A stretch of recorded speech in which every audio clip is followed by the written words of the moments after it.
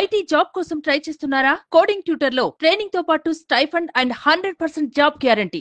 All India లెవెల్లో భారతదేశం స్థాయిలో పోటీల పరీక్షల్లో పాల్గొని ది బెస్ట్ మెరిట్ ఉన్న వాళ్ళే ఆల్ ఇండియా సివిల్ సర్వీసెస్ సర్వెంట్స్గా వస్తారు. ఐఏఎస్ కావచ్చు, ఐపీఎస్, ఐఎఫ్ఎస్, ఐఆర్ఎస్ ఏదైనా కావచ్చు వస్తారు. అవి వచ్చినప్పుడు కూడా ఇంటర్వ్యూలో కూడా వాళ్ళు ఎందుకు ఈ సీట్ సెలెక్ట్ చేసుకున్నాం అన్నప్పుడు ఒక ఇన్స్పిరేషను, సమాజానికి ఏదైనా చేయాలని ఒక ఫీల్ ఫ్యాక్టర్ తోటి చాలామంది మీలాంటి ఆఫీసర్లు అందరూ అలా సెలెక్ట్ అయ్యి అలా వచ్చిన వాళ్ళు కదా. కలెక్టర్ అంటేనే చాలా గౌరవము, అసలు ఎంతో పెద్ద జనానికి తెలిసిన పేరు కలెక్టరే.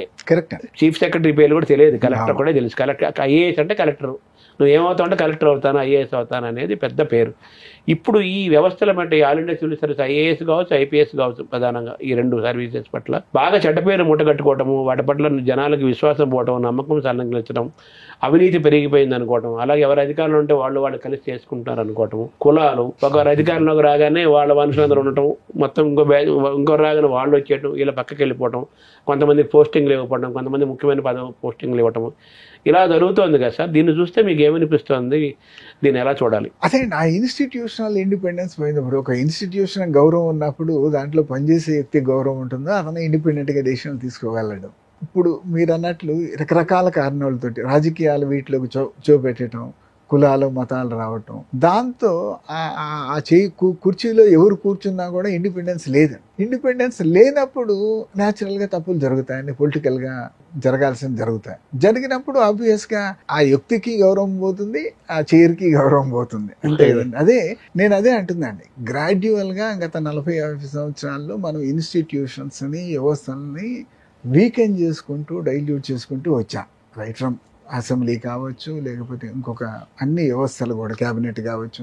ఈరోజు క్యాబినెట్లో ఎవరేం మాట్లాడలేదు కదా, అన్ని వ్యవస్థలు లైక్ దట్, కలెక్టర్ ఇన్స్టిట్యూషన్ అన్నీ. ఆ ఇన్స్టిట్యూషనల్ ఇండిపెండెన్స్ రెస్టోర్ చేస్తే తప్పితే పాలిటిక్స్కి దూరంగా మనకు భవిష్యత్తు అంటే గవర్నెన్స్ బాగుపడే అవకాశం లేదండి. మనం ఎమ్మెల్యేలని వీళ్ళని కాన్స్టిట్యూషన్ ప్రకారం వీళ్ళకి ఏమీ రోల్ లేదు. వాళ్ళేంటి పబ్లిక్ రిప్రజెంటేటివ్స్. పబ్లిక్ కోరుకునేవి ప్రభుత్వం దృష్టికి తీసుకురావటం, లేదా అసెంబ్లీలో రైట్ చేయటం, దానికి తగ్గటువంటి పాలసీలు తయారు చేయటం, పాలసీలు ఏదైతే పాస్ చేస్తారో అవి సక్రమంగా ఇంప్లిమెంట్ చేస్తున్నాయా లేదా చూసి వాళ్ళు మరలా అసెంబ్లీలోనో ఇంకొక చోట దాని మీద మాట్లాడటం రైస్. ఇప్పుడు అట్లా కాదు కదండి. వాళ్ళు మాకు ఎగ్జిక్యూటివ్ పవర్ కావాలా, మేము ట్రాన్స్ఫర్ చేయాలా, మేము పోస్టింగ్ ఇవ్వాలి అనేటటువంటి ఈ కల్చర్ని పట్టుకొచ్చి ఇంపోజ్ చేశారు. ఇప్పుడు మినిస్టర్లు కూడా తక్కువ, సీఎంఏ సుప్రీం అవుతున్నాడు కదా. అదే అండి, ఇంకా అది ఫర్దర్. ఇప్పుడు ఎమ్మెల్యేలు తన కాన్స్టిట్యుయెన్సీలో తనే ముఖ్యమంత్రి లాగా బిహేవ్ చేస్తున్నారు. ట్రాన్స్ఫర్లు, పోస్టింగ్లు ప్రతిదీ కూడా వాళ్ళ ఇన్ఫ్లుయెన్స్ అండి. ఆ విధంగా దిగజారిపోయింది. అతను చేసినప్పుడు అతను చెప్పింది తప్పితే వాడు నిష్పక్షపాతంగా ఫెయిర్గా చేసే అవకాశం లేకుండా పోయిందండి. అక్కడి నుంచి ఇంకా పైకి వచ్చే తల్లికి అన్నీ కూడా ఎవరున్నా కూడా వన్ మ్యాన్ షోలు అయిపోయినాయి. క్యాబినెట్ అనేది ఒక డమ్మీ అయిపోయింది. అసెంబ్లీలో అసలు ఇష్యూస్ రైట్ చేయటం లేదు. వాళ్ళకి తెలియకుండా డబ్బులు ఖర్చు పెడుతున్నా కూడా మీరు ఎవరు ఖర్చు పెడతారు, ఏ విధంగా ఖర్చు పెడతారు అని అడిగేవాళ్ళు లేరు. అలా అసెంబ్లీ అట్లా అయిపోయింది. బ్యూరోక్రసీ, చీఫ్ సెక్రటరీ వ్యవస్థ వీక్ అయిపోయింది. సీఎంఓ అని చెప్పి దాన్ని ఒక పవర్ఫుల్ వ్యవస్థ లాగా చేసుకున్నారు అంతా. చీఫ్ సెక్రటరీకి పోస్టింగ్ ట్రాన్స్ఫర్లు కూడా తెలియదు, ఆ విధంగా చేసేసుకున్నారు. ఇక పోలీసు వ్యవస్థని అదే విధంగా కంట్రోల్ చేస్తూ పోతూ ఉన్నారు.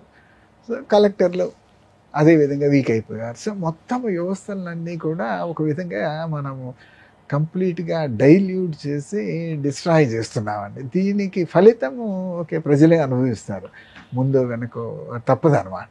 ఈ రిటైర్ అయిన తర్వాత ఐఏఎస్లు కానీ ఐపీఎస్ ఆఫీసర్స్ సర్వీస్లో ఉండే వ్యవస్థ రిటైర్ అయిన వాళ్ళు సలహాదారుల రూపంలోనో, ఇంకా అనఫిషియల్గానో, రకరకాల రూపాల్లో వాళ్ళు మళ్ళీ చక్రం తిప్పుతున్నారు. ఎవరు అధికారంలోకి వచ్చినా ఆ సంస్కృతి కూడా పెరుగుతుంది అంటున్నారు. కరెక్ట్ అండి. అది ఇప్పుడు అడ్వైజర్ ఇంకొక విధంగా చేరారు అంటే ఆ రోల్ స్పెసిఫిసిటీ ఉండాలి. దేనికి మీరు ఒక స్కీములకి అడ్వైజా, ఒక పాలసీకి అడ్వైజా అంతవరకే. కానీ రిటైర్ అయిన వాళ్ళు ట్రాన్స్ఫర్లు, పోస్టింగ్లు, అడ్మినిస్ట్రేషన్లు వీళ్ళు పెట్టకూడదండి. జరుగుతుంది అంటున్నాను, వింటున్నాం, మనకు బలంగా జరుగుతూ ఉంటుందండి. బేసిక్గా నేను కూడా ఓపెన్గా చెప్పేవాడిని, రిటైర్ అయిన తర్వాత ఇటువంటివి మేము చేయకూడదు అని చెప్తుండేవాడిని. అట్లా అవి దూరంగా వీలైనంత వరకు దూరంగా ఉండడానికి ప్రయత్నం చేస్తాను. ఇవన్నీ కూడా ఈ culture is a bad culture అండి. రిటైర్ అయినా రిటైర్ కాకపోయినా అంటే బేసిక్గా వాళ్ళు కూడా పొలిటికల్గా ఆలోచనలు, పొలిటికల్ థింకింగ్ తప్పితే బ్యూరోక్రాటిక్ ఆలోచన, మనము ఫెయిర్గా నిష్పక్షపాతంగా మనం చేయగలిగింది చేయాలి అనేది పోయిందని. ఎవరైనా తీసుకున్నా రాజకీయ దీంతోనే తీసుకుంటూ ఉన్నారు, వాళ్ళు అట్లానే ప్రవర్తిస్తూ ఉన్నారు అన్నమాట. దాన్ని చేయాలి అంటే ప్రజల్లో ఏదో పెద్ద తిరుగుబాటు వస్తే తప్పితే వ్యవస్థలు మళ్ళీ స్ట్రెంగ్తన్ కావాలి. సార్ తర్వాత చివరికి వస్తే మీరు మామూలుగా సరే bureaucrat, officer, book knowledge, intellectual ఇలా ఉంచగా మీలో స్పిరిచువల్ ఆధ్యాత్మిక కోణం కూడా ఎక్కువ. మీరు బాగా పూజలు చేస్తారు, యజ్ఞం యాగాది హోమాలు చేస్తారు, పీఠాధిపతి దర్శనం చేసుకుంటారు, దేవాలయాలకు వెళ్తుంటారు. మీకు చాలా ఇష్టమైన అంశం అక్కడ ఎక్కువ రిలాక్స్ అవుతుంటారు. అంటే నాకు మీరు ఎన్నో ఏళ్ళ నుంచి పర్సనల్గా తెలుసు కాబట్టి అడుగుతున్నాను. అయితే ఇప్పుడు యువతరం, యూత్ చదువుకునే పిల్లలు కానీ, కాంపిటేటివ్ పరీక్షలకు వెళ్ళేవాళ్ళు కానీ, సివిల్స్లోకి రావాలనుకునే వాళ్ళు కానీ, అదే యూత్ ఓటర్లు కూడా, యూత్ ఓటింగ్ కూడా పెరుగుతుంది కదా. మన భారతదేశం ఇది యంగ్ ఇండియా అంటున్నారు కదా. యూత్కి ఈ స్పిరిచువలిజం, ఆధ్యాత్మిక కోణం పెరగటం అవసరం అంటారా? దానివల్ల ఉపయోగం ఉందా? డెఫినెట్గా అండి. మీకు ఆధ్యాత్మికత, మోరల్ ఫౌండేషన్ సెపరేట్ చేయలేమండి. అది నైతికతలు ఇవి మనకి ఇందాక కూడా మీరు టాపిక్ తీసుకొచ్చారు, మిస్ అవుతున్నాం మనం అని. అది వ్యక్తిగత జీవితంలో నైతికతలు ఇవన్నీ, దెన్ మనకు స్పిరిచువల్ బ్యాక్గ్రౌండ్ రెండు లింక్డేనండి. మనకి అల్టిమేట్గా రిలీజియన్, స్పిరిచువాలిటీ చెప్పేది ఏముందండి, అది డిసిప్లైన్గా క్రమశిక్షణతో బ్రతకాలి, డిటాచ్మెంట్తో బ్రతకాలి, మనకున్నటువంటి ఈ టెంపరీ సౌఖ్యాలు, టెంపరీ మెటీరియల్ వీటికి ఇవి శాశ్వతం కాదు, దూరంగా ఉండాలి, మనం ఫెయిర్గా బ్రతకాలి అనండి. మోరల్ ఫౌండేషన్ అంటే దానిలో మనం ప్రొఫెషనల్ ఎథిక్స్, అలానే కుటుంబం సంబంధించినటువంటి ఎథిక్స్ ఇవన్నీ వస్తాయి కదండి. దాంట్లో ఇవి వచ్చేదే మన బ్రతుకు ఎట్లా, అది ప్రొఫెషనల్ కావచ్చు, లేకపోతే ఫ్యామిలీ లైఫ్ కావచ్చు, లేకపోతే సమాజంలో ఉండేవి కానీ మన ఆలోచన విధానం పైన ప్రభావం చూపిస్తుంది ఉంటుందండి. అవన్నీ లింకే అయ్యి ఉంటాయండి. అవి మనకు ఆ ఓపెనింగ్ ఉన్నప్పుడు ఏ యుక్తైనా తప్పులు చేయడానికి ఇష్టపడరు, ఆబ్వియస్గా ఫెయిర్గా ఉండటానికి ఇష్టపడతారు. ఎందుకు, ధర్మం అంటే అదే కదా, ఇంకొకరికి నష్టం కలిగించకూడదు, అధర్మం చేయకూడదు అనే కదా. సో ఇవన్నీ ఆటోమేటిక్గా మీ బ్రాటప్లో వచ్చేస్తాయి, మీ ఆలోచన విధానంలో వచ్చేస్తాయండి అవి.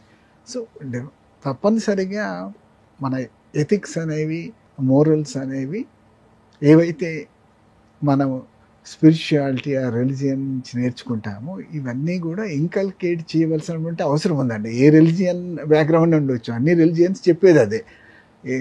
బేసిక్ ఎథిక్స్, మోరల్స్ ఇవి కూడా డిఫర్ కావు. అవన్నీ కూడా పిల్లలకి అందించవలసిన అవసరం ఉందండి. మన ఎక్కడో ఎడ్యుకేషన్ వ్యవస్థలో అంతకుముందు ఉండేవి తీసేసాం మనం. ఇది కంపల్సరీగా పంచతంత్రాలు, ఎగ్జాక్ట్లీ అవన్నీ దూరం చేసాము.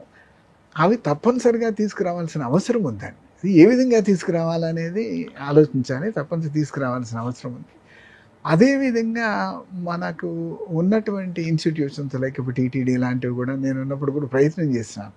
ప్రతి కాలేజెస్లో కూడా వీటి మీద, ఎథిక్స్ మీద, వీటి మీద మంచి వాళ్ళ చేత మనం లెక్చర్లు అది ఇప్పించడం ప్రతి సాటర్డేనో, ధార్మిక ప్రచార పరిషత్ దాని ద్వారా మనం లోకల్గా రిటైర్డ్ ప్రొఫెసర్స్, రిటైర్డ్ ఎవరన్నా మనకి నాలెడ్జ్ ఉన్న వాళ్ళ చేత ఇప్పించటం, ఇవన్నీ కూడా చేసి వాళ్ళకి ఇంట్రెస్ట్ ఉన్న వాళ్ళు ఒక ఎలెక్టివ్ లాగా ప్రతి సాటర్డే ఏదో 1-2 గంటలు లెక్చర్ ఇస్తూ ఉంటే మంచి జరుగుతుంది. ఊరికి మనము గుళ్ళెమ్మటి తిరిగి పాటలు పాడుకుంటూ ఉంటే గుడికి ఆల్రెడీ వచ్చేవాడు కొద్దిగా అతనికి ఏదో కొద్దిగా గొప్ప స్పిరిచువాలిటీ ఉంటుంది.